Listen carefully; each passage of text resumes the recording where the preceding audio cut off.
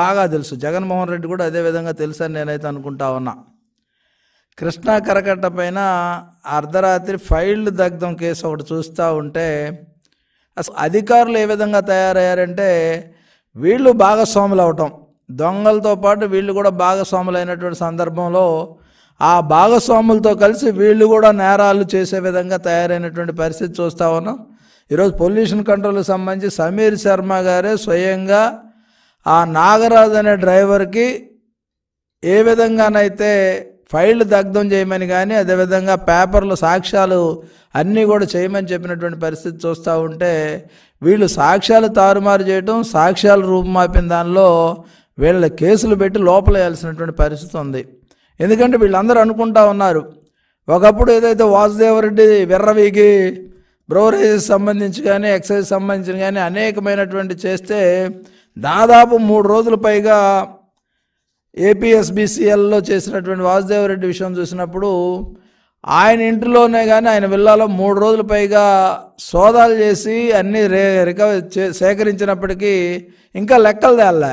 అంటే కోట్లాది రూపాయల సొమ్ముని వీళ్ళు అక్రమంగా ఆర్జించి, ఎందుకంటే వీళ్ళు ఐఏఎస్లు ఐపీఎస్లు గ్రూప్ 1 ఆఫీసర్స్గా ఉన్నటువంటి వ్యక్తులు ప్రజాధనాన్ని ఏ విధంగా రక్షించాల్సింది పోయి ప్రజాప్రతినిధులైనటువంటి జగన్మోహన్ రెడ్డి అండుకో ఆలీబాబా 40 దొంగలు, వాళ్ళు మంత్రులు వీళ్ళందరూ 24 మంది అయితే ప్రతి మంత్రి కూడా అవినీతిలో కూరుకుపోయినటువంటి పరిస్థితి చూస్తూ ఉన్నాం. ఈరోజు చూస్తే ప్రత్యేకంగా ఈ ఫైల్ అనేది అమరావతిలో దగ్ధం చేశారు, కరకట్ట మీద దగ్ధం చేశారు. అదేవిధంగా ప్రజలు అప్రమత్తమై పట్టుకోబట్టి కొంతన్నా అక్కడ సేవ్ అయినటువంటి పరిస్థితి చూస్తూ ఉన్నాం. ఒక పక్క ఎక్సైజ్ డిపార్ట్మెంట్కి సంబంధించి వాసుదేవరెడ్డిని అరెస్ట్ చేసి 3rd డిగ్రీ ప్రయోగిస్తే నిజాలు తెలుస్తాయి. అదేవిధంగా ఇక్కడ సమీర్ శర్మ ఆయన ఎందుకు తగలబెట్టించాడు, ఏ విధంగా అతను డ్రైవర్ని ఏ విధంగా పంపాడు, సమీర్ శర్మని ఈ పాటికి అరెస్ట్ చేయాల్సినటువంటి పరిస్థితి ఉంది. అరెస్ట్ చేసి అతని మీద కూడా 3rd డిగ్రీ ప్రయోగిస్తే ఖచ్చితంగా నిజాలు వస్తాయి. దీని వెనక ఎవరెవరి యొక్క పాపాలు ఉన్నాయి, ఏ విధంగా పాపాలు చిట్టా బయటకు వస్తుంది అనేది మనకు ఖచ్చితంగా తెలుసుద్ది. వీళ్ళు పొరపడతా ఉన్నారు, పేపర్లు తగలేసి ఆర్డిస్కులు తగలేస్తే మా పాపాలన్నీ కొట్టుకుపోతాయి అనుకుంటున్నారు. కానీ వాళ్ళ పాపాలు ఎక్కడా కూడా కాగితాలు చించినంత మాత్రాన, కాగితాలు తగలేసినంత మాత్రాన వాళ్ళ పాపాలు కరిగిపోవు, పారిపోవు. వాళ్ళ పాపాలు అన్నీ కూడా దొరికాయి, అన్నీ కూడా విచారణ జరుగుతూ ఉంది, శిక్షించబడతారు. చంద్రబాబు నాయుడు గారు అవినీతి మీద యుద్ధం మొదలుపెట్టినటువంటి పరిస్థితి.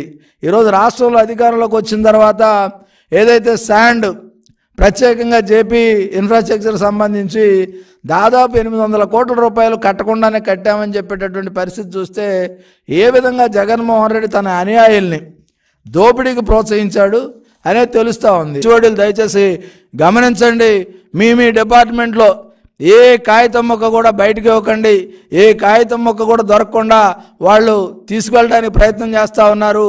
వాటిని అడ్డుకోవాల్సిందిగా అందరిని కోరుతా ఉన్నాం, ప్రజలకు కూడా తెలియజేస్తూ ఉన్నాం.